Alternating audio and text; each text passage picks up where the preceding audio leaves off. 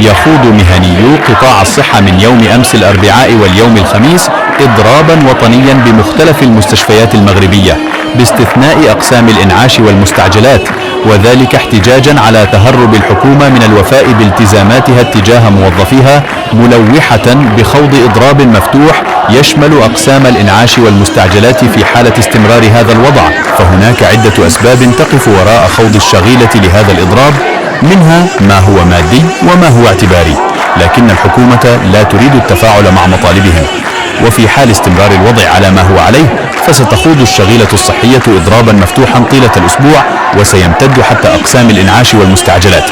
ويطالب مهنيو الصحة منذ 4 أشهر بتنزيل اتفاق 29 دجنبر 2023 والمحاضر الموقعة مع جميع النقابات القطاعية نهاية يناير الماضي وفق الآجال المحددة، وانسجاما مع المضامين التي تم التوصل إليها في شقها المادي والمعنوي.